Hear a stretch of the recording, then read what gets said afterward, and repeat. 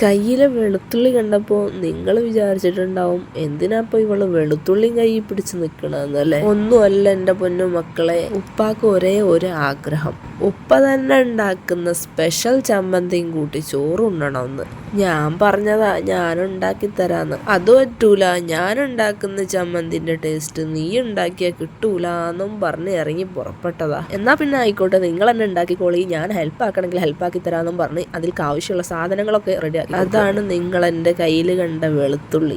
വെളുത്തുള്ളി മാത്രല്ല കേട്ടോ, മാങ്ങയും ഉണ്ടായിരുന്നു, പച്ചമാങ്ങ. തോലൊക്കെ ചെത്തി റെഡിയാക്കി കൊടുത്തു. പിന്നെ അതിൽക്ക് മല്ലിയില വേണമെന്ന് പറഞ്ഞു, മല്ലിയില കഴുകി വൃത്തിയാക്കി നുറുക്കി. പിന്നെ സവാള വേണമെന്ന് പറഞ്ഞു, അതും പൊളിച്ച് റെഡിയാക്കി കൊണ്ട് കൊടുത്തു കേട്ടോ. എല്ലാം കൂടെ ചട്ടിയിലിട്ട് എന്തോ വയറ്റുന്നുണ്ട്, തക്കാളിയും ഇടുന്നുണ്ട് കേട്ടോ ഈ ഒരു സ്പെഷ്യൽ ചമ്മന്തിയിൽക്ക്. അതിൻ്റെ ഇടയിൽ ആർക്കോ കോളും ആക്കുന്നുണ്ട്. ഇനിയിപ്പോൾ ഈ സ്പെഷ്യൽ ചമ്മന്തിൻ്റെ റെസിപ്പി മറന്നുപോയോ എന്തോ. ഇനിയിപ്പോൾ ഈ ചമ്മന്തിയിൽ എന്തെല്ലാം ഇൻഗ്രീഡിയൻസ് ചേർത്തത് എന്നാവും അല്ലേ.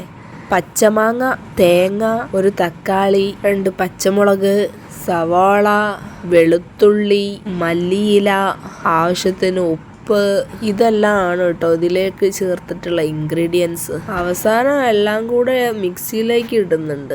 എന്താവോ എന്തോ, അരച്ചു വന്നിട്ട് കാണാം. വല്ലപ്പോഴും ഉപ്പാൻ്റെന്ന് കാണാൻ പറ്റുന്ന ഒരു പ്രത്യേക തരം കാഴ്ചയാണ് ഈ ചമ്മന്തി റെസിപ്പി. ഇതല്ല, ഇതിലപ്പുറം ഞാൻ ചാടിക്കടന്നവനാണ് ഈ KK ജോസഫ് എന്നൊക്കെ ഉപ്പ വീരവാദം പറയാം. എന്തുണ്ടാക്കിയാലും ഞാൻ ഉണ്ടാക്കുന്ന ഫുഡിന്റെ അത്ര വരൂല എന്നാ ഉപ്പ പറയാറ്. നിങ്ങൾക്ക് വേണമെങ്കിൽ ഈ ഒരു റെസിപ്പി ഒന്ന് ട്രൈ ചെയ്ത് നോക്കൂ കേട്ടോ. അപ്പൊ ഫൈനലി നമ്മളെ ചമ്മന്തി ഇപ്പോൾ ഇതാണ് കേട്ടോ. ചമ്മന്തിന്റെ കോലം നോക്കൂ, നല്ല പച്ച ചമ്മന്തി. ചമ്മന്തി മാത്രമല്ല കേട്ടോ, ഞങ്ങൾ ഉച്ചക്കത്തെ ചോറിനുള്ള കൂട്ടാൻ മുട്ട റോസ്റ്റ് ഉണ്ടാക്കിയിട്ടുണ്ടായിരുന്നു ഞാൻ. ഇതാണ് മുട്ട റോസ്റ്റ്. അപ്പോൾ ഇതാണ് സ്പെഷ്യൽ.